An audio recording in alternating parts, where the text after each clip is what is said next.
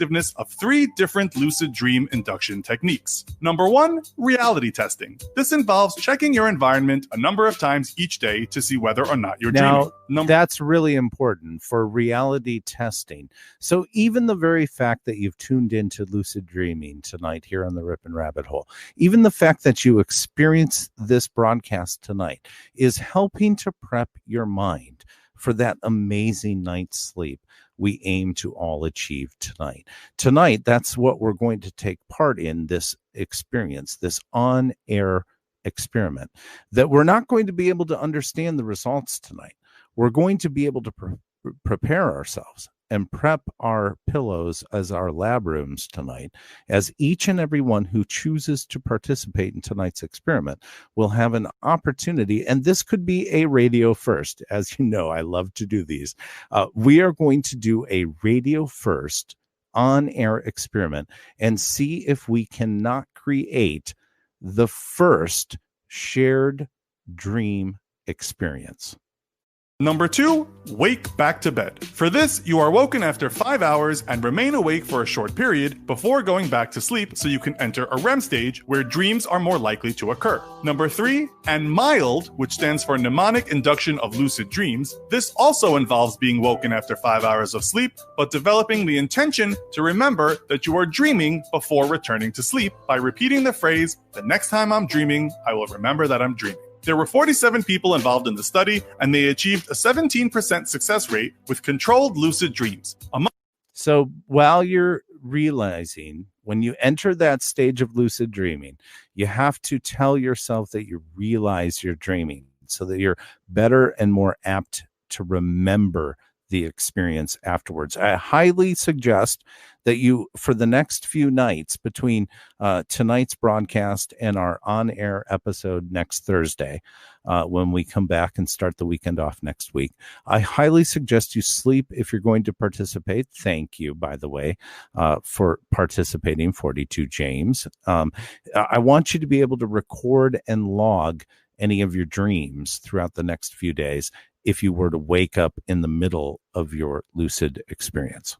Among those who were able to go to sleep within the first 5 minutes of completing the mild technique, the success rate of lucid dreaming was much higher at almost 46% of attempts. The results could have been more impressive, explained Aspie, saying, "Reality testing is practiced throughout the day, and even though you're forming that intention..." Absolutely, Granoff. Reality testing is performed throughout the day. So just like he points out in the chat, you need to be asking yourself throughout the day if you're awake or dreaming, and especially if you're investigating the Mandela effect and you're watching videos, it's really even 10 times more important to be able to ask yourself during the day, while you're watching those videos, am I awake or am I dreaming? Now, put a 1 in the chat room if you've experienced what I call a Mandela effect, a dream, where you're actually dreaming about a very significant change in the Mandela effect that has not actually happened. Okay, so you wake up and you realize, oh, that didn't happen. I've experienced a few of these. Good evening, DarkWolf's Den. Glad you're here. If you have this kind of experience, this could perhaps be a new form of lucid dreaming, because we're bombarding ourselves through this topic and through our daily topics. It's very important that we ask ourselves throughout the day, are we awake or are we dreaming? As equally important to say to yourself while you're dreaming in this lucid state, am I awake or am I dreaming? It's very important to the entire experience. When you go to sleep, there's still a gap between when you last do a reality test. Okay, so that's a controlled environment, but surely there are some simpler ways to have an influence over our dreams. The Huffington Post had some suggestions in an article on lucid dreaming. These included keeping a dream journal so you can start to identify the patterns of your dreams. For example, you might have a frequent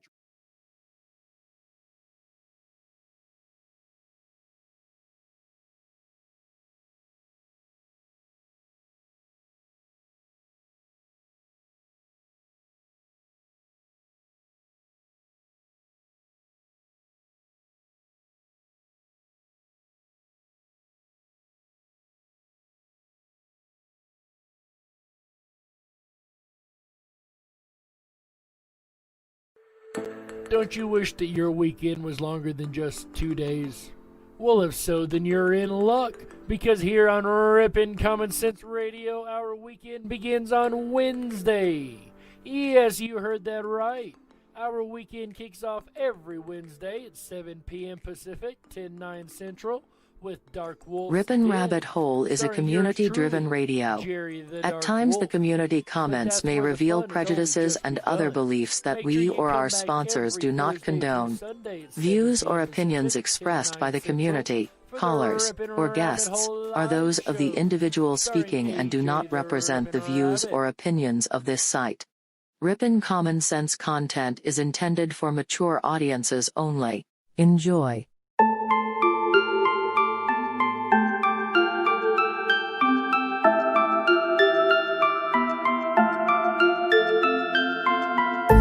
Unlocked and into the dark.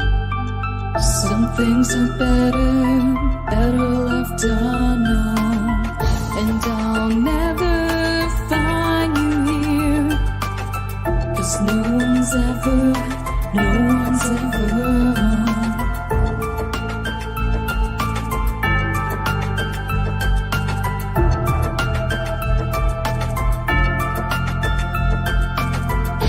What a widow, a peaceful spider. When the glass is clean, she's a sneaky hider. Hide the lies and the alibis. Oh, what a sinner, is it in her?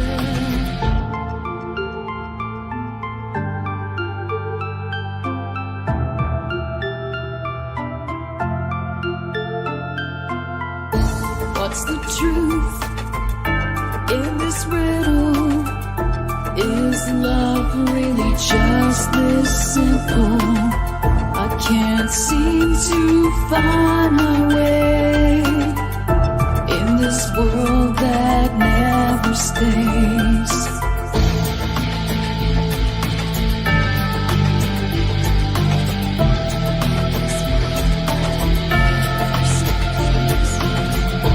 What a widow, a peaceful spider.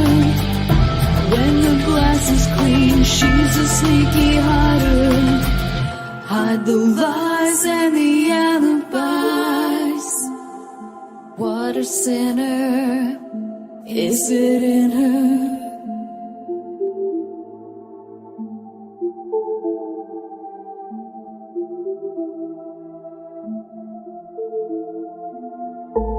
Is this real?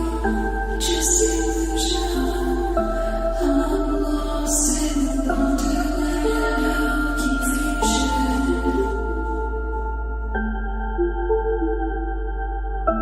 I'm lost in the wonderland of confusion. Is this real or just illusion? Manifestation or a dark delusion? Is this real or just illusion?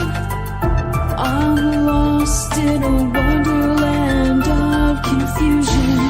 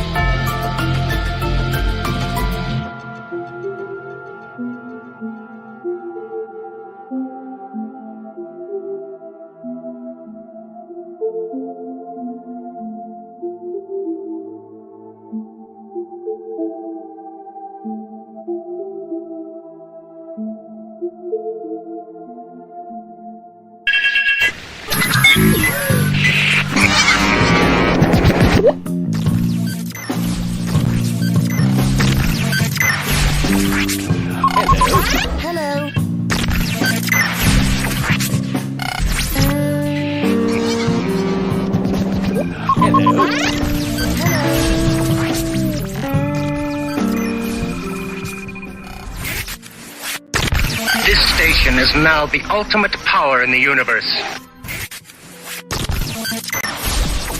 This is your man Meta, aka Propagate This Light, and you're now listening to Dark Wolf's Den.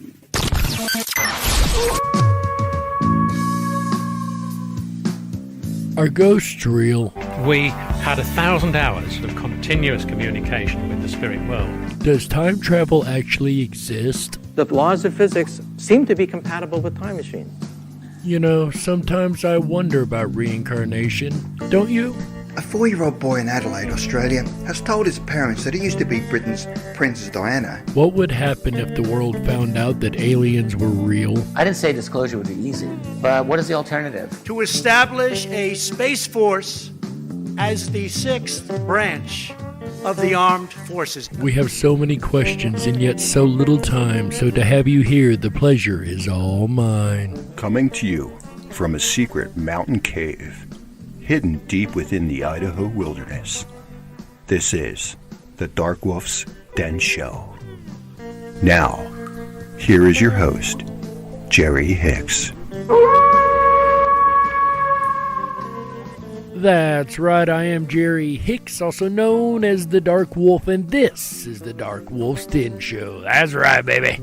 Yes, huge shout out there to the old Wolfman Jack. He passed away back in 1995. He was a great radio legend, known for his crazy, ravelly voice. That's right, baby.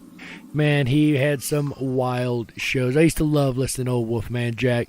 A lot of people have said that I remind them of him, so shout out to an absolute radio legend who is on the other side listening, I hope, with pride and not shaking his head at me, going, what is this kid doing? Oh my God. Anyway, ladies and gentlemen, like I said, I am Jerry Hicks. Welcome to the Dark Wolf's Den Show. Tonight, we're going to get into a very special topic. You see, when I first started this show, my friend Raleigh asked me to do a show about Mr. Edgar Cayce, and I kept putting it off, and it's been on the list for a while, and I have got to do this show for my buddy. So, ladies and gentlemen, tonight, that is exactly what we are going to talk about. The life and times of the man, the myth, the legend known as Edgar Cayce, the sleeping prophet. This story starts way back in 1877 in Hopkinsville, Kentucky, which is actually just about 20 minutes away from where I used to live in Clarksville, Tennessee.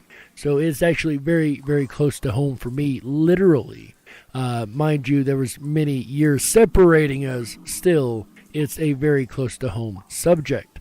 Mr. Cayce had a very incredible life. You see, even from childhood, things were just a little bit different. Edgar claimed he was visited often by his dead grandfather in a barn where the tobacco crops were fired. Edgar said he would tell him stories about the Civil War and let him stroke his chin whiskers. These stories brought ridicule from some, but Edgar's mother and grandmother wouldn't allow him to be ashamed of his ability to see what others did not. And to have a gift like that was just as taboo then as it is now, if not more so taboo then. And it's amazing that his mother and grandmother actually encouraged it, because that's something you really, really don't find even today, most of the time. At the age of 7, Edgar began his schooling in this one-room schoolhouse. In his own words, he was a dull student, but then he found a book that interested him, a gift Bible from his parents.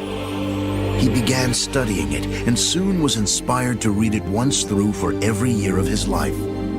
That's one read-through for every single year of the man's life. You read it every day.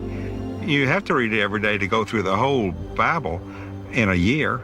And he went through that Bible at least 67 or 68 times, at least that many times that he read it. And how many of us can tell we've went through the Bible one time? I don't know about you. You might have read the Bible once, maybe twice in your life. I've read a good majority of it, but I don't even think I've sat down and read the thing cover to cover before. Not a bad book to know about. In May of 1890, at age 13, Edgar's life changed forever. Already a baptized member of the Disciples of Christ Church, Edgar visited his favorite retreat in the woods near his home. And this is where the true strangeness of the story starts, at a very, very young age for Mr. Edgar. What we're about to hear is a meeting of biblical proportions indeed. To reread the story of Samson and the vision of Manoah. That night, after Edgar prayed for the ability to help his fellow man, he received a vision of his own. He wrote later, "A glorious light as the rising morning sun seemed to fill the whole room, and a figure appeared at the foot of my bed, an angel or what I knew not. Patiently it said, 'Thy prayers are heard, you will have your wish. Remain faithful, be true to yourself. Help the sick, the afflicted.'"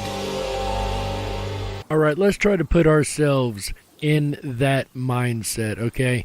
You have just went to pray in the woods while reading your favorite Bible story, and you have prayed to ask to be able to help people, and all of a sudden you wake up in your bed later on that evening with an angel standing at the foot of the bed. I am not entirely sure exactly how I would react to that. And the angel tells you to take care of the sick, and your wish will be granted.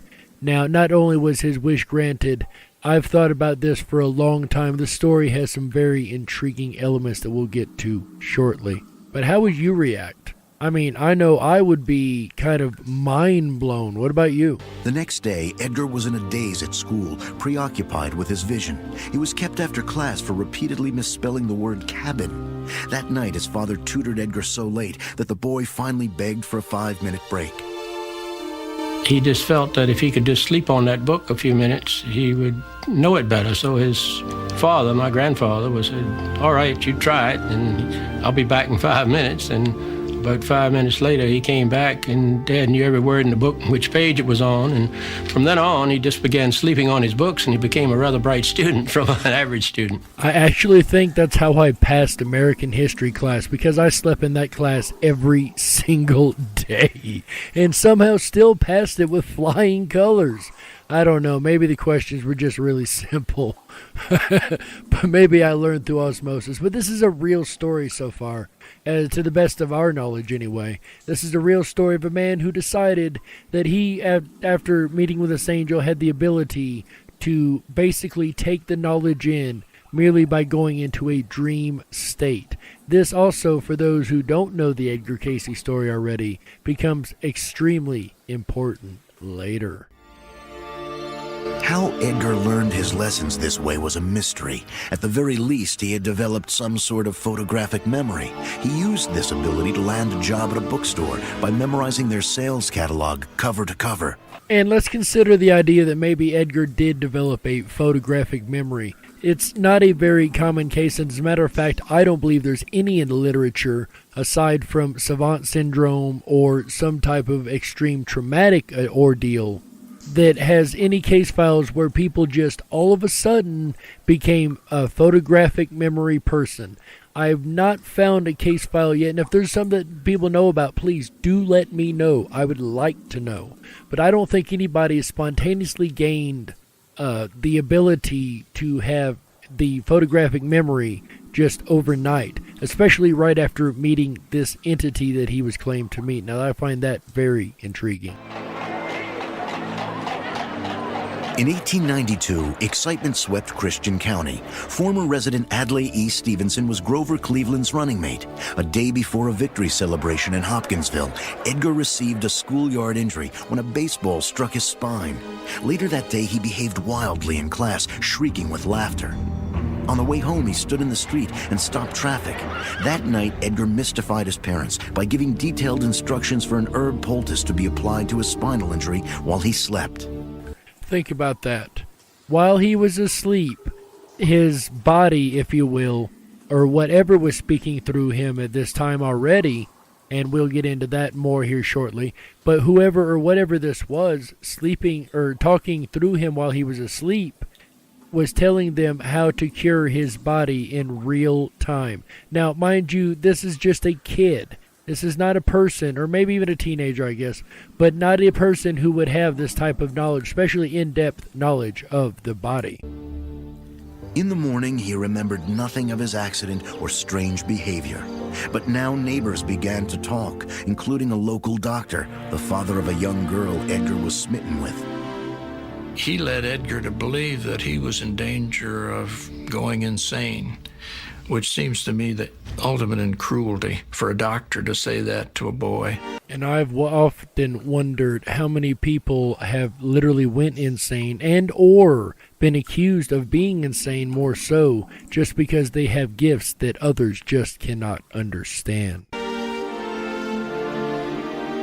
Some believe Edgar's psychic powers had been triggered by these boyhood incidences. But before she died, Edgar's grandmother hinted that her husband had powers too, that he could move tables and chairs with his mind.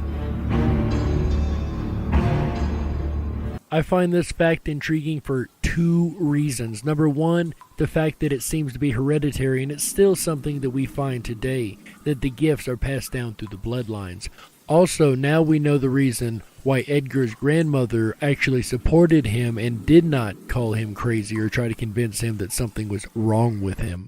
But Edgar had little time to ponder these mysteries. In 1893, at age 16, he was forced to leave school after completing only 8 grades and go to work in the fields. The fact that he only completed 8 grades of education is actually insanely important later. But let's fast forward a little bit. So they end up selling the farm and moving into the city of Hopkinsville, Kentucky. Edgar later goes on to marry his love of his life. However, this is where things take a bit of a darker turn. In 1900, Edgar and his father began working as traveling insurance agents, but the business seemed doomed to fail. Edgar caught cold and suddenly lost his voice. Unable to pitch his product, he returned to Hopkinsville and took a job that didn't require him to speak: apprentice photographer. It was immediately clear in photographs of the town and of his favorite model, fiancée Gertrude, that Edgar had found a talent. But after 10 months of unsuccessful medical treatments, Cayce was still without his normal speaking voice. He had lost all hope for a cure. He tried everything. None of the doctors seemed able to help him. And the hypnotist in town, hypnotism was kind of a fad then. And here's where the strange picks right back up. And somebody suggested trying hypnotism. Intrigued, Edgar arranged a meeting with a local hypnotist named Al Lane. He would never forget the date, March 31st, 1901. It was on a Sunday afternoon, and that after church, and that Al Lane came out to the house on West 7th Street, and they went into the dining room and closed the doors. Edgar was instructed on self-hypnosis and with surprising ease put himself to sleep. Lane gave him the hypnotic suggestion that he speak in a normal tone of voice. After a minute, he began to mumble. Then, to everyone's shock, Edgar said in a clear, unafflicted voice, "Yes, we can see the body." We have the body. This is something that has bothered me for a long time about this story because of the consistency in which we're going to hear this coming up in the second half. And he described the condition that he had. There was a circulatory problem in his throat. And it was said that it could be corrected by suggestion. Cayce was given the hypnotic suggestion that his circulation returned to normal. After a moment, he sat up and spat blood. I don't say he was cured, but he was better. Do you remember earlier we talked about the entity that Mr. Cayce saw, and it's my opinion that this entity is the same one that is continuing to speak through him at this moment in time. At that respect. And cousin Sarah, who I talked to before she died, that was Edgar's sister, youngest sister, said that they would not let her in the room, but she peeked through the keyhole and saw it happen. Edgar was elated, but not for long. His throat ailment called aphonia returned several times over the next year. Each time, Lane would conduct the reading, as he called it, and restore Edgar's voice. Lane, a mail-order osteopath, began to wonder if Edgar could diagnose other patients' ailments as well. Which Edgar was extremely reluctant to do. He convinced Cayce to try. And so it was Al Lane who pushed him to do this. pretty much against Edgar's will. Edgar didn't really feel comfortable doing that because he didn't understand it. This is one part in the case file that really, really makes me stand up and take note. When you have somebody with, say, the ability to see things in the future or the ability to do things that are outside the consciousness is one thing. But when the same person starts having an internal conflict because of their religious beliefs, say Christianity in this particular case, then that really, really opens the door to a lot of reality or the reality of it being real. And what I mean is the person having a conflict wouldn't have the conflict if they weren't actually dealing with something. But this is a person who is a devout Christian, as we know, read his Bible once for every year of his life. Yet he has these things going on that he absolutely cannot explain. And this causes a heavy internal struggle. While in his altered state, Edgar described illnesses in precise medical terms, in language he knew nothing about in his waking state. Detailed remedies followed. Remember earlier we found out that Edgar had to drop out of school in the 8th grade in order to go work the farm, so he didn't have a large amount of school knowledge at all. Sometimes he would call a prescription by name. I mean, take bromoquinine, or take castor oil, or whatever it was that he was using. But these strange powers and their implications terrified Cayce. He had never studied medicine. He was no doctor and wondered what right he had to act like one. And again, when you hear something like this from an experiencer, it really, as a paranormal researcher, makes you stand up and take note that they're having an internal struggle about this. More and more he wanted out. Who wouldn't say, I don't want this junk. It's too weird, it's too heavy. I don't want to see all this stuff or feel this kind of stuff or feel responsible for it. As those with the gifts know, if you are not prepared in this and you really do not understand what's going on, then it can be very, extremely scary. Even for those that do understand what's going on, at times can be very, very scary things. When a job opened up at a bookstore in Bowling Green, 30 miles from home, Edgar jumped at the chance. There he joined the nearby church and began teaching Sunday school, something he had done since his early teens. At 22, there was only one thing he missed back in Hopkinsville: his bride-to-be. So earlier I said he had already gotten married. Apparently I'd misspoken. He had just gotten engaged at that time. In June of 1903, after a 6-year engagement, Edgar Cayce and Gertrude Evans married. Cayce had begun his own photo studio in Bowling Green. He and his bride welcomed the escape from his reputation back home as a psychic doctor. And this, yet another part of the case file that makes me as a paranormal researcher stand up and take note. He went as far as moving to a completely different town in order to escape people knowing that he had these abilities that scared even him. He didn't know how he did it. He just knew that he was able to do it, and he wanted to use it to help people. But Bowling Green soon learned about Cayce's abilities, and he could not say no to the needy. The readings resumed, and in the autumn of 1906, Edgar, then 29, was asked to demonstrate his trance diagnoses before local doctors. Just when poor Edgar thought he had finally escaped it, it caught right back up with him. But remember, the angel told him as long as he heals the sick and afflicted, then he would be okay. So he tried to escape it, and God said, no, that's not the deal we made. But the biggest mistake that he made was attempting to let the doctors verify his abilities. This almost ended his career for good. They came first thinking, I'll expose this guy. I'll see through him. You could see the condescension in their faces. Yes, we have the body, Edgar declared as he would by routine at the beginning of every reading. The more I hear that, the more I'm reminded of the spirit team on the other side that we talked about in the skull experiment.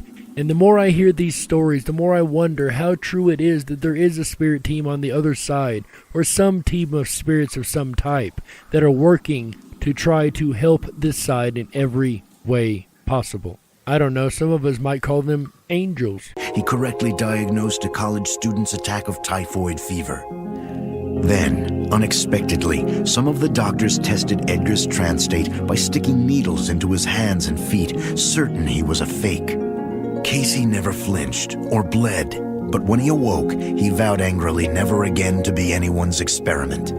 And it's bad enough that they did this while the man was in a trance state, luckily while the man was in a trance state.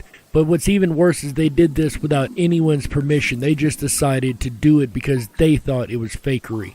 Although, as we heard, even they had to admit the fakery was not there. Slowly he began to learn that there weren't that many who really cared. A lot of people wanted to use him. Not many wanted to listen. And sadly, as we will find in the second half as we get more deeply into the specific readings that Edgar gave, this only becomes more and more apparent that people wanted to do nothing but use the man for his abilities. Edgar's safe haven had always been the church. Now he wondered, as did his fellow churchgoers, whether his gift was a blessing or a curse. Evidently, some of the people in the congregation really got upset, that thought that this character was teaching Sunday school to their children on Sunday morning. Which, as we know, would be the classic reaction of any small-town Christian church, because they would call it nothing more than the devil's work and want them out of the Sunday school class teaching immediately, which is exactly what happened. Edgar was accused of the church's worst offense, heresy. Though he was later declared innocent, it was a painful experience for Cayce. In response, he worked harder than ever, adding a second studio and taking on consignment $40,000 worth of art from New York. Business was so good that Edgar and Gertrude planned on building their own home with the profits. But as we'll see, that tends to happen over and over again for Mr. Cayce, just when things are going good. Then, disaster struck. 2 days before Christmas 1906, fire destroyed the studio. The unsold New York artwork would plunge Edgar $8,000 in debt. Incredibly, another fire would strike his second studio within the year. Edgar needed some good fortune. It came in a 9.5-pound bundle. Hugh Lynn Cayce was born in March of 1907. Edgar, the new father, eventually paid all his debts, but was forced to move in with Gertrude's disappointed family back in Hopkinsville. And this will soon take us into the part of the story that most of us have heard the most often when we hear about Mr. Edgar Cayce. There, his father introduced him to homeopathic practitioner Dr. Wesley Ketchum. Ketchum was pretty much a promoter, and he wrote a paper that was read at a big clinical medical society in Boston. The New York Times covered this and gave Edgar a full-page treatment, which is hard to imagine these days. The Times article, trumpeting Cayce as an illiterate, was widely read. Soon, over 10,000 letters requesting readings were sent to Edgar by the chronically ill or those who had lost hope with conventional doctors. Now, not only was he giving readings for people and helping the sick and afflicted, because of this promoter's ad in the New York newspaper, now he is literally doing this worldwide for tens of thousands of people. Many sent money, though Cayce had never charged for a reading before. Yet another absolute sign of the integrity of the man known as Edgar Cayce. It could be one thing if he was charging every chance he got, but the man had never asked a penny for what he had done, up to the point that people just started sending him money. Edgar knew that he didn't do it. It came through him, and it was a gift that could come through him. I think that's the reason his ability was so good, because he didn't have concern of making money on it. It was really pure to help other people. And remember that even Jesus Christ said, with that true intent of heart, that childlike spirit, we would do things that he did and even greater things than he. Ketchum offered to finance a photo studio in return for Edgar's readings. The time had arrived to decide how to use these powers. After a sleepless night, Edgar agreed, but on his own terms. His father would conduct the readings and a stenographer record them for later review. And the money, nearly $2,000, would be sent back until services were rendered. Edgar's course was set. And this is where the story of Edgar Cayce that we generally think of really starts to take off. So we'll get into the actual readings that he gave to many, many, many people around the world. And most of these, if not all of these, were recorded by the stenographer, remember. So we'll get into that after the break here in just a couple minutes, guys. And we'll be right back after these messages. We gotta stoke the fires and run off the men in black. Don't touch that dial. We'll be right back. Sex in the City? Nope. Interview with a Vampire? Nope. If you build it, they will come? Febreze? Tweeze in the middle? Wrong again. Depends. Nope. Welcome to the Twilight Zone, my friends. A phenomenon known as the Mandela effect. You may have heard of it. You may want to not neglect, unbecoming, awake, and spiritually inclined. So sit back, relax, while I blow your mind. Take the thumb off the cell, stop following the sheep. Down the rabbit hole we go. Are you ready for that leap? The Zapruder film, #JFK. I looked at the footage and I said, what the hey? How come there are 6 people in that dang car? Stretch limo, for me, this was all too bizarre.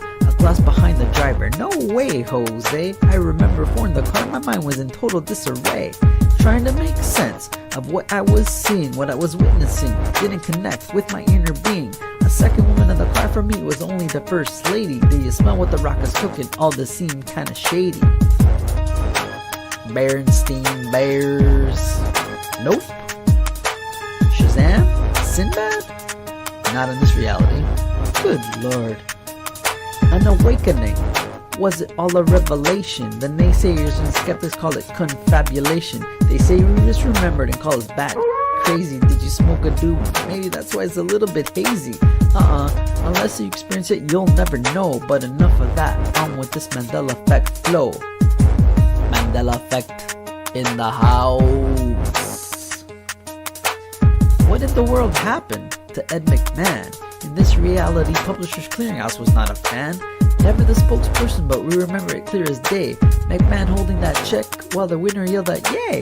American Family Publishers, never heard of them until now. This Mandela effect has me raising the people's eyebrow. So many theories on what it could be. Have you ever heard of CERN and the LHC?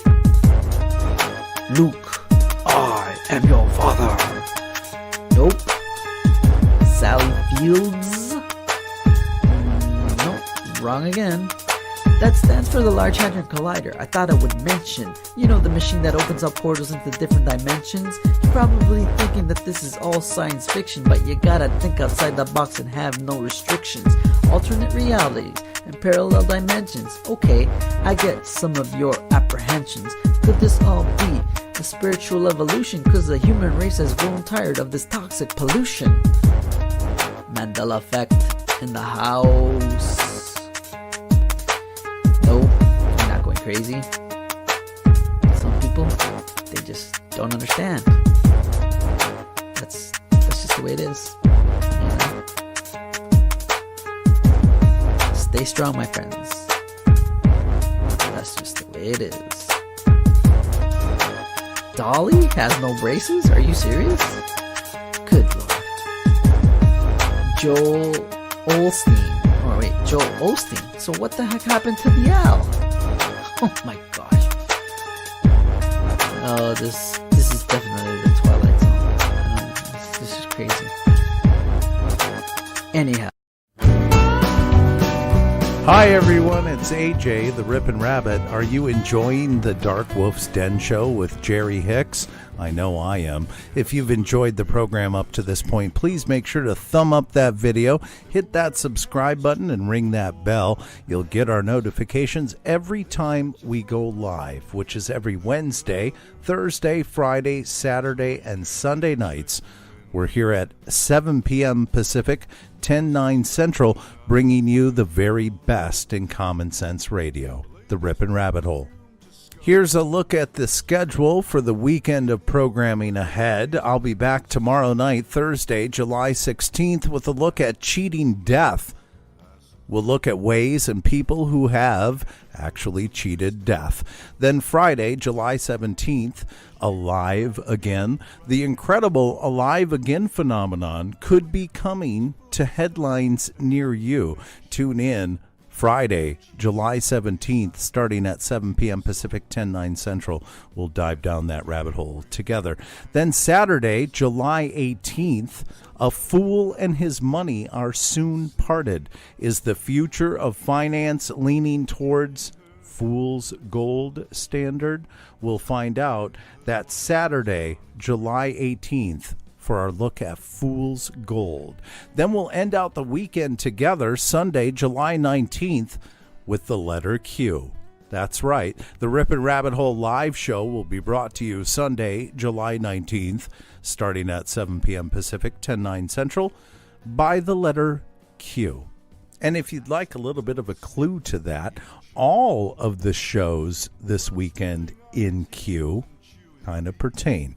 An extension of last week's Blue Elvis, if you know what I mean. All I can say is the rabbit hole goes very deep as we end out the weekend, Sunday, July 19th, starting at 7 p.m. Pacific, 10/9 Central. Add it to your calendars. Please be here. It's going to be a fun weekend ahead. Speaking of which, if you are subscribed to our mail list or if you are subscribed to our YouTube channel, we are expecting a special live broadcast on Friday, probably around 9 a.m. Pacific Standard Time. I'm not certain on the time, so please stay tuned for further details.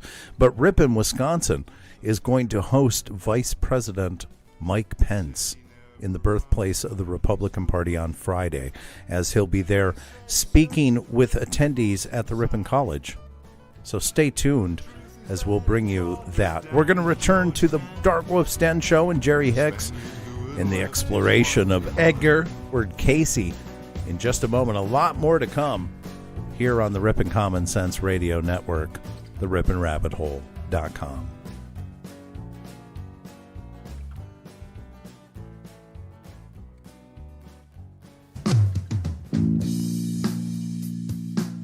If you were meant to be controlled, you would have come with a remote, but you didn't. And that's why you listen to the Dark Wolf's Den show. Now, here is your host, Jerry Hicks. That's right, I am Jerry Hicks, also known as the Dark Wolf, and welcome back to the second half of the Dark Wolf's Den show. Oh, yeah, that's right. I'm so glad to have every last one of you back for the second half, guys. You know, in the first half we talked about Mr. Edgar Cayce and everything leading up to how he ended up giving readings for people worldwide and even became up to 8 times a day in later life. But we'll get to that part here in a little while. Guys, it makes you wonder, what did it look like? Would you imagine if you were to be in the room watching what happened when Mr. Cayce went into this trance and started speaking in his sleep? Well, let's hear from somebody who was actually there, what it actually looked like. It wasn't anything weird, as a lot of people would think. Dad would simply lie down on a couch or bed. He had a couch in his office. If he had a tie on, he would loosen his tie and just cross his hands over his stomach and just lay back and relax. When Edgar's eyelids began to flutter, the conductor, Edgar's father, and Gertrude in later years would know Edgar was in trance. The suggestion was then given, the name of the person and where they would be at the time of the reading.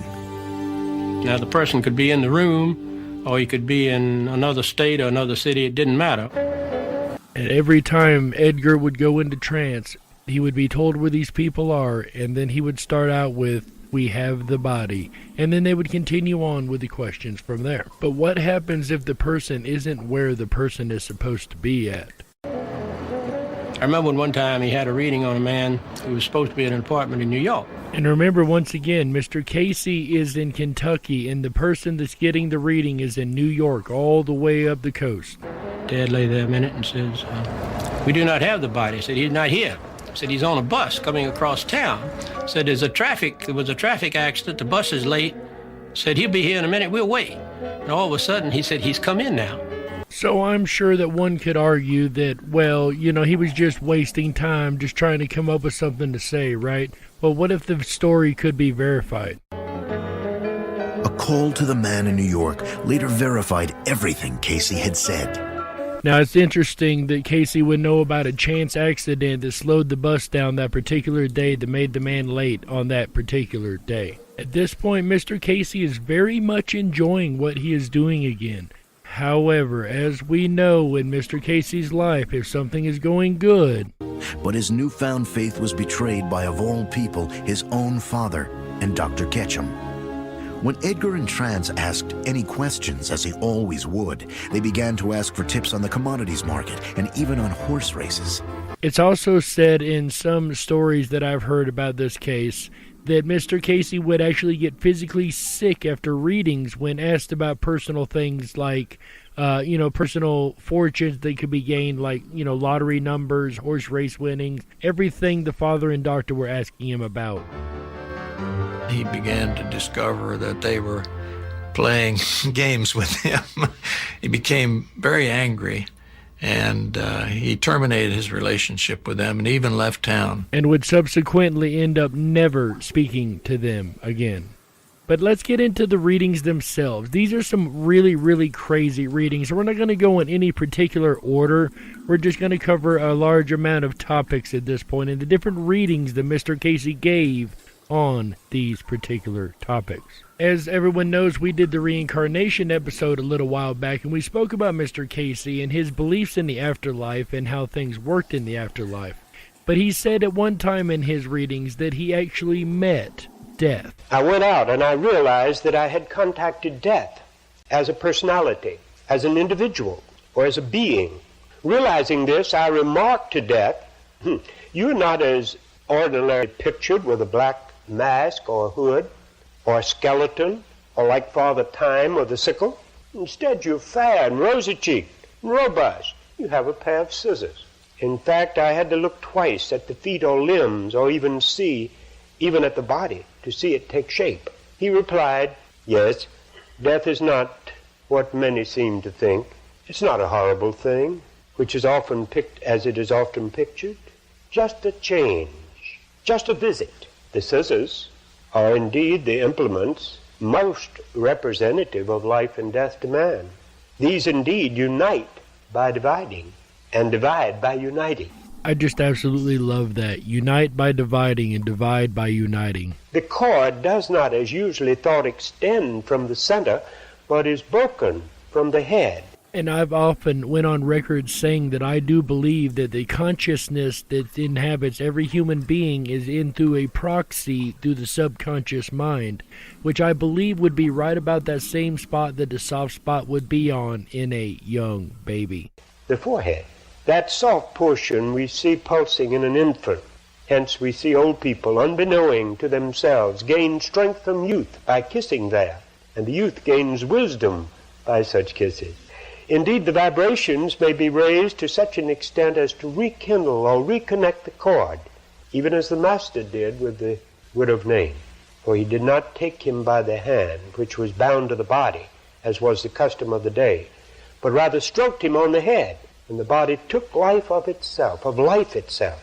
So you see, the silver cord may be broken, but the vibration, and here my experience ended, he said. And to me, that just makes all kind of sense. It may not be way reality works according to some of the materialists, but I gotta say, to me, it makes absolute sense.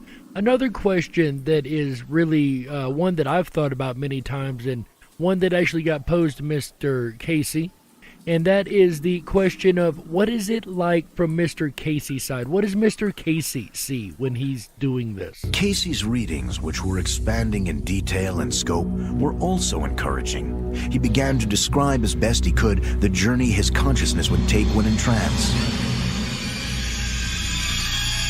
He would describe moving up through a beam of light, passing images and sounds, and his consciousness moving to other dimensions that are related to vast sources of information. Cayce called this source of information the Akashic Record, where every thought, sound, or event from the beginning of time is recorded. And to reiterate, Edgar Cayce just called the Akashic Records a completely different dimension, and would go on to describe it as a dimension of pure consciousness.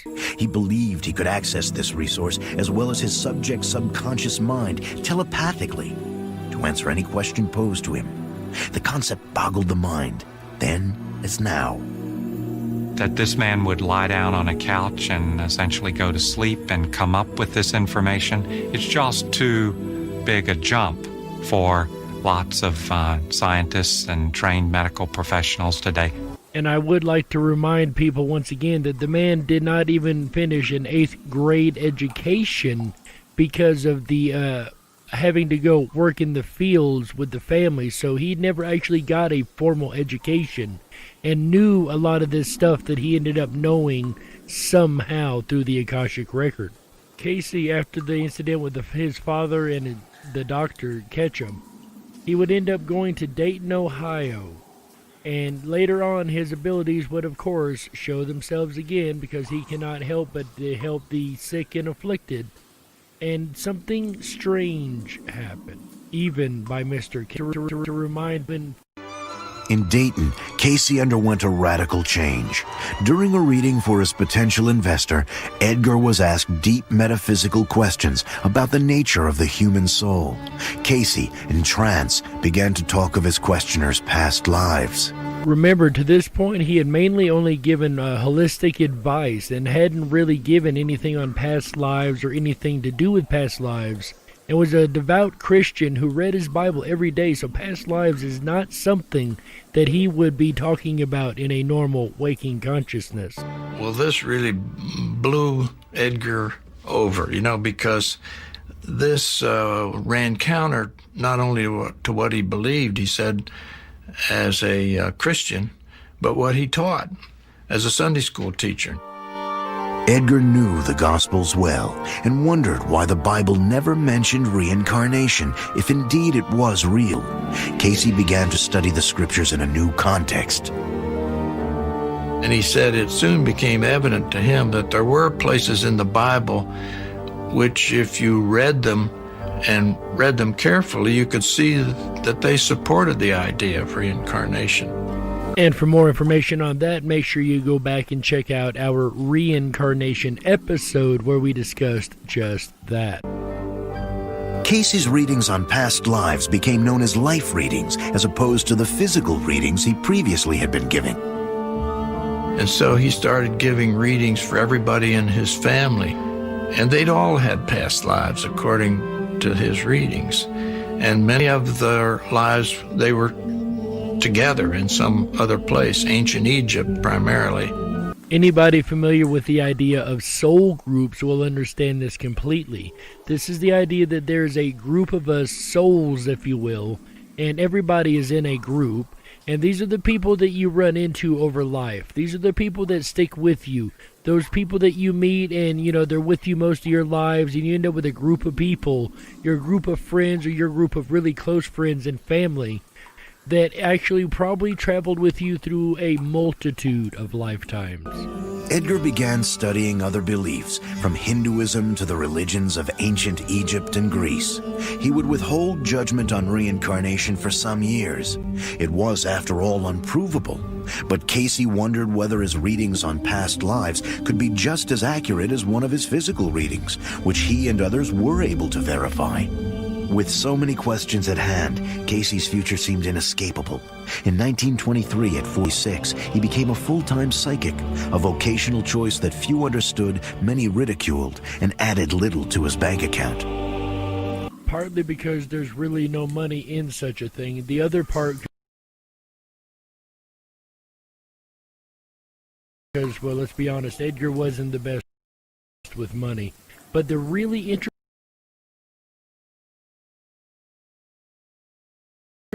life readings is when it comes to Mr. Cayce's own life readings. Edgar's personal life readings indicated 17 different incarnations as a high priest in Egypt, a nomadic ruler in Persia, and in the fabled Atlantis, which he mentioned nearly 700 times. He described a highly advanced society that collapsed over a span of 40,000 years, with its survivors settling partly in Egypt. Cayce actually said quite a bit about the lost continent of Atlantis. I'm going to go ahead and read some specific articles right from the readings. It says, yes, we have the subject. Remember, yes, we have the body. Well, it also works with the subjects too. The lost continent of Atlantis and those conditions. As has been said, much data has been received from time to time through psychic forces as respecting conditions in or through the period or ages of this continent's existence. That the continent existed is being proven as a fact. The position of the continent Atlantis occupied is that as between the Gulf of Mexico on the one hand and the Mediterranean upon the other. Evidences of this lost civilization are to be found in the Pyrenees and Morocco on the one hand, British, Honduras, Yucatan, and America upon the other. There are some protruding portions with this that must have at one time or another been a portion of this great continent. The British West Indies or the Bahamas, and a portion of the same that may be seen in the present if the geological survey would be made in some of these, especially or notably in Bimini and in the Gulf Stream, through this vicinity, these may be even yet determined, Edgar Cayce Readings 364-3. Now, this is really interesting because you remember our last episode, we noted that Mr. Cayce actually said that Bimini Road, or the Atlantis evidence, would be found around 68 or 69. Bimini Road was uncovered in 1968. He also spoke, like we just heard, about a lot of Atlanteans actually making it to Egypt. Well, we've got a couple life readings from a couple different people where he references this very thing. Before the entity was in the Egyptian land, but of the Atlantean peoples, when there was exodus from Atlantis, what is now Spanish and Pyrenees, and then Egypt, the name was Exter-El. And the next one comes from a reading from the number 3184-1. Says, quote, before that, the entity was in Atlantis during those periods when there were the separations just before the breaking up of Pisidia, the name that was Anaeon. And according to Cayce, Atlantis was broken into three larger islands. Poseidon, Arion, and I cannot remember the name of the third one right off the top of my head, and I do apologize. Before that, the entity was in the Yucatan land, and when the people settled there who came from Atlantis, the entity was a priestess. The name was Quitel. All of this are different readings. That last one was from reading number 3590-1. He also spoke of the Egyptian Hall of Records, or Egypt in general. In about 1,200 readings on Egypt, Cayce reveals the origin, purpose, and prophecies of the Great Pyramid, and the Sphinx, ancient rulers, and Cayce's own past lives as the High Priest Ra-Ta, who wanted to unify the spiritual teachings of the people. Cayce's precognitive readings also revealed a lush landscape along the Nile, and stated the Nile has changed its course and once entered the Atlantic Ocean. The Nile entered into the Atlantic Ocean. What is now the Sahara was an inhabited land and very fertile. What is now the central portion of this country, of the Mississippi Basin, was then all in the ocean. Only the plateau was existent. Only the regions that are now portions of Nevada, Utah, and Arizona form the greater part of what we know as the United States. Edgar Cayce reading 364-13. This theory seems to be confirmed with an article published in Science, the magazine, August 1986, reported that the Space Shuttle imaging radar had discovered previously unknown river valleys beneath the driest part of the Sahara. Through satellite imaging and on-site archaeological investigations, it appeared as though the present-day Nile had changed its course, once flowing across the Sahara, through Africa, and into the Atlantic Oceans. This is very interesting, considered that that's exactly what Cayce said it did before having any of this knowledge. Quote, in those periods when the first change had come in the position of the land, there had been an egress of peoples from the Atlantean land, and they built a city near the edge of the Sahara. Edgar Cayce readings 5748-6. The one in the Atlantean land that sank, which will rise and is rising again, another in the place of records that leadeth from the Sphinx to the Hall of the Records, in the Egyptian land, and another in the Aryan or Yucatan land, where the temple there is overshadowing Sang. Edgar Cayce reading 2012-1. And lastly, numerous readings contend that this Hall of Records will be discovered, a record of Atlantis from the beginnings, and the developments of the people throughout their sojourn, with their record of the first destruction and the changes that took place in the land. Edgar Cayce readings 3718-6, and this is only just a small portion of everything that he said about Atlantis. Cayce had no apology for the limits of his psychic ability, why he was accurate in one instance and not in another. Though he continued to make world predictions, he never considered himself a prophet. I don't think he was a prophet as such. I mean, he did make statements about the future, but he always said the future is not fixed. You know, we can change it. And as we've heard from people like John Teeter on this show, that the future can be changed. It is not set in stone. Our little actions along the way can change the course of the larger events eventually, kind of like a butterfly effect style. And do I think this makes an issue with my time lock theory?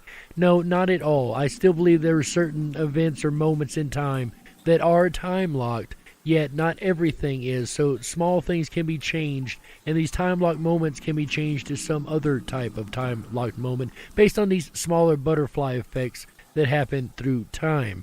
Thus, the predictions like world wars or climate changes, small things that are done by man and or in the solar system, or even random changes in the sun, could bring about a delay in the timing of when these things are predicted. By the mid-1930s, Edgar Cayce had gained a loyal following as a gifted psychic. Skeptics could say he made the whole thing up, but the hundreds of verified physical readings were difficult to dispute. He was right about the crash of 29, and in 1935 predicted the Japanese would join Germany and Austria as a world threat, a bizarre idea at the time. But some readings were so astonishing that even supporters had difficulty grasping them. Cayce said the Earth's poles would shift in 1936, resulting in massive geological changes. Cayce predicted flooding would destroy cities on both coasts of North America, and new land, the sunken remnants of Atlantis, would dramatically appear off Florida by 1969. And Cayce would finally get to see one of his final lifetime dreams come true. By the early 1940s, Edgar and Gertrude had settled into a comfortable home on Lake Holly, which doubled as headquarters for the ARE, Edgar's Association for Research and Enlightenment. Which still exists today and is an absolute utter treasure of information. So if you're really interested in the Cayce readings, I would definitely look into this research in Enlightenment Academy. Guys, I have one last big surprise for you guys. You know how I like to bring you little rare stuff and things you don't hear very many times, very many places. Well, I have a recording, the only known recording of Mr. Edgar Cayce. Take a listen to this. Though thousands of Cayce's readings were transcribed, only one audio recording survives. In a reading on his own health, Cayce, a lifelong smoker, is asked if he should cut down on his smoking. Any stimuli to expect is and moderation.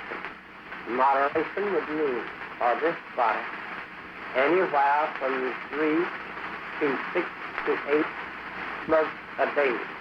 Above this will be expected. And that is, of course, the voice of Mr. Edgar Cayce, giving himself his own life reading about smoking. How very intriguing. I mean, I tell you, the fact that that even exists is really friggin' incredible in my opinion. But guys, speaking of incredible, it's been an incredible show so far. I really appreciate it, everybody. I appreciate you guys hanging out with this new retooled show. Thank you, Mr. Walt, for the extra recordings you've done for us. And the intros and outros, we really, really appreciate you doing that for us, bud. Also, the music, the bumper music we've got tonight, thanks to Juanito 1975, as well as Chick and Michael Musco for the opening and closing bumper music. So thank you guys so much for use of your music and sound. I appreciate that. But ladies and gentlemen, final thoughts tonight. Celebrated American psychic Edgar Cayce would lie down, pray, and enter a trance-like state of altered consciousness. In this state, Cayce diagnosed illnesses in medical terms he knew nothing of awake. He described distant events as they were happening, talked of past lives and incarnations in the fabled Atlantis. He predicted the stock market crash of 1929, the fall of communism, and warned of cataclysmic earth changes that would send cities tumbling into the sea. Through thousands of his readings, as they are called, Edgar Cayce has become the most documented psychic of the 20th century. So what do you think? Do you think he actually had abilities like nobody else in the world and the ability to read the Akashic Record? Or do you think somehow he pulled off one of the biggest hoaxes of all time? Ladies and gentlemen, you be the judge. We got to close it out. That's right, that's it for tonight's show, ladies and gentlemen. We appreciate every last one of you being here, whether you're on the edge of reality, the edge of the galaxy, or the edge of your seat. We appreciate you having us right there with you. That's right.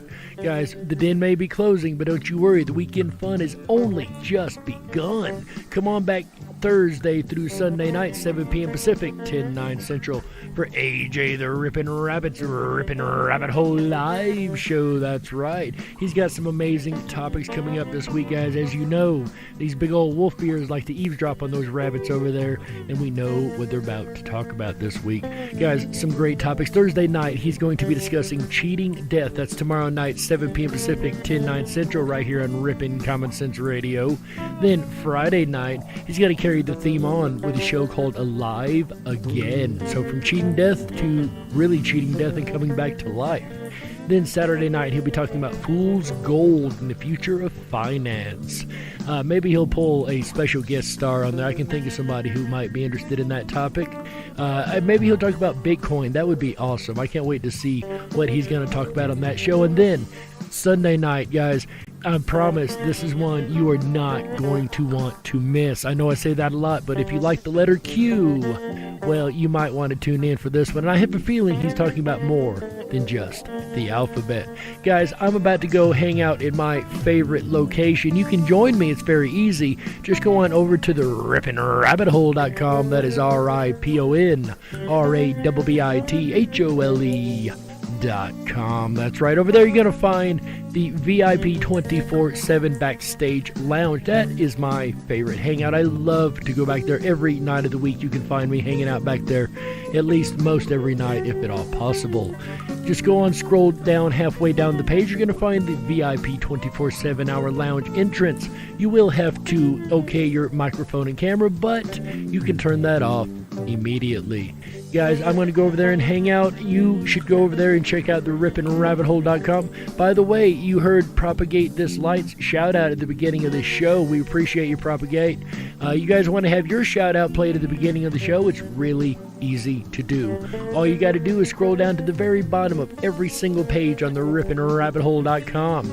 At the very bottom, you're going to find a big red button. Hit that button, you'll record 30 seconds of audio, and they'll ship it to us in the studio on your behalf, and it will play on the air. That I can promise you, as you heard earlier tonight. Ladies and gentlemen, I'm Jerry Hicks, also known as the Dark Wolf, and this is the Dark Wolf's Den Show. On behalf of AJ the Rippin' Rabbit and everybody at Rippin' Common Sense Radio Network, we thank you for being here with us, and make sure you come back Thursday through Sunday, 7 p.m. Pacific, 10/9 Central. I'm Jerry Hicks, the Dark Wolf, and remember always, stay awake, but dare to dream. Oh, yeah. That's right, baby.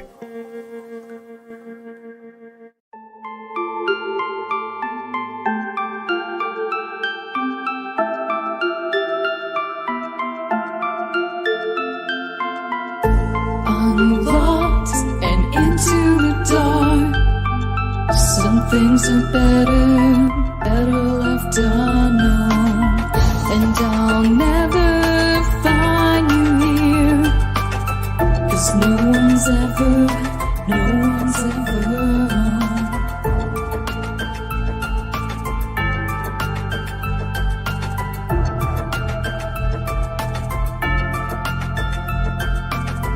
Oh, what a widow, a peaceful spider.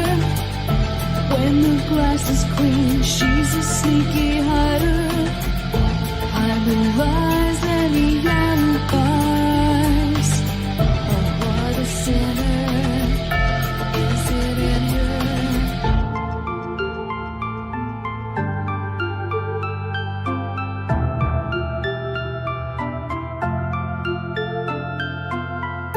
What's the truth in this riddle? Is love really just this simple? I can't seem to find my way in this world that never stays.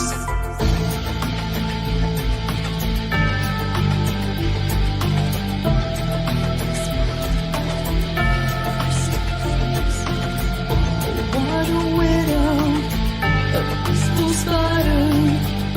When the glass is clean, she's a sneaky hider. Hide the lies and the alibis.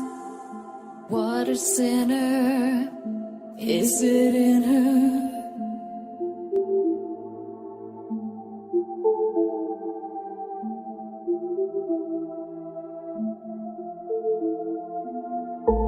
Is this real?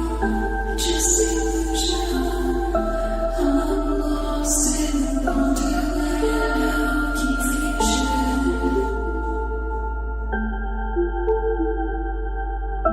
I'm lost in wonderland of confusion. Is this real or just illusion?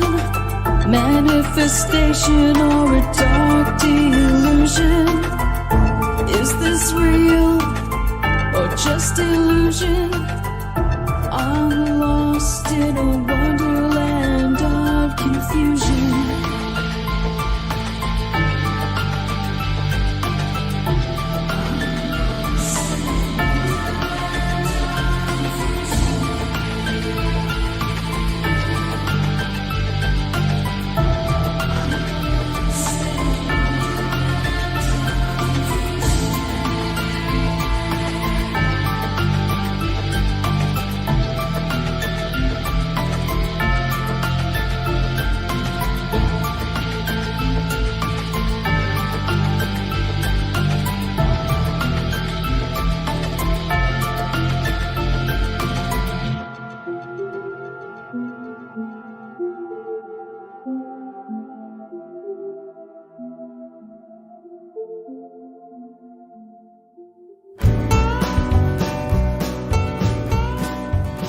Hello again, it's AJ the Rippin' Rabbit. Did you enjoy this kickoff to the weekend with Jerry Hicks and the DarkWolf's Den Show and a special look at Edgar Cayce? If you did, please make sure to thumb up that video, hit that subscribe button, and ring that bell. You'll get our notifications every time we go live. Jerry Hicks will return next Wednesday night with another episode of the DarkWolf's Den Show as he kicks off the weekend with the Animals of Radio. Jerry Hicks, The Dark Wolf's Den, every Wednesday night. Here's a look at the schedule for the weekend of programming ahead. I'll be back tomorrow night, Thursday, July 16th, with a look at cheating death. We'll look at ways and people who have actually cheated death. Then Friday, July 17th, Alive Again. The incredible Alive Again phenomenon could be coming to headlines near you. Tune in Friday, July 17th, starting at 7 p.m. Pacific, 10/9 Central. We'll dive down that rabbit hole together. Then Saturday, July 18th, A Fool and His Money Are Soon Parted. Is the future of finance leaning towards fool's gold standard? We'll find out that Saturday, July 18th, for our look at fool's gold. Then we'll end out the weekend together, Sunday, July 19th, with the letter Q. That's right. The Rippin' Rabbit Hole live show will be brought to you Sunday, July 19th, starting at 7 p.m. Pacific, 10/9 Central, by the letter Q. And if you'd like a little bit of a clue to that, all of the shows this weekend in Q kind of pertain. An extension of last week's Blue Elvis, if you know what I mean. All I can say is the rabbit hole goes very deep as we end out the weekend, Sunday, July 19th, starting at 7 p.m. Pacific, 10/9 Central. Add it to your calendars. Please be here. It's going to be a fun weekend ahead. And that is no joke, because I'm going to tell you, we are going to do a live broadcast on Friday morning, July 17th, somewhere around 9 a.m. Pacific. We will go live. We'll be live for several hours that morning, as I am absolutely excited to announce that Vice President Mike Pence will be visiting Ripon, Wisconsin, Friday, July 17th. And we're going to bring you the action as it happens live from Ripon, Wisconsin, Friday morning, July 17th. If you haven't hit that bell and subscribe, make sure you do so. The weekend starts off right here. It's going to be a wild weekend, let me tell you. Cue up the next track, please. This weekend is diving down that rabbit hole. We'll see you then. A lot more to come. Look forward to spending the time with you. Are you a YouTube creator that's tired of fighting over copyright issues for using the wrong music in your videos? Or perhaps a songwriter looking for something new? I know when I started DarkWolf's Den, I needed some original music, and for me, the answer was a no-brainer. I immediately called Tom Baillies of Red Shed Studios. Tom has been in the music industry for over 20 years and has a true passion for the art. So if you need a custom soundtrack for your next project, make sure you contact Tom Baillies at Red Shed Studios at 920-344-7634. That's 920-344-7634. Red Shed Studios.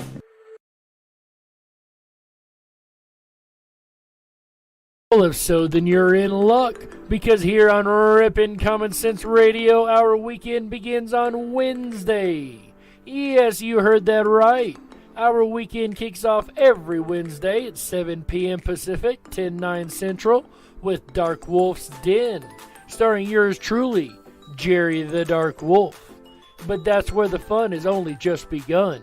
Make sure you come back every Thursday through Sunday at 7 p.m. Pacific, 10/9 Central, for the Rippin' Rabbit Hole live show, starring AJ the Rippin' Rabbit.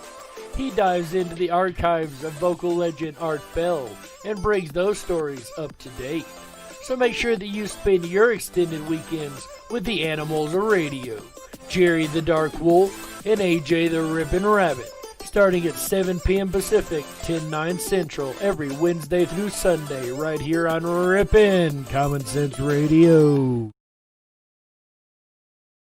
Palindrome and the numbers, so I take it as a good, auspicious omen.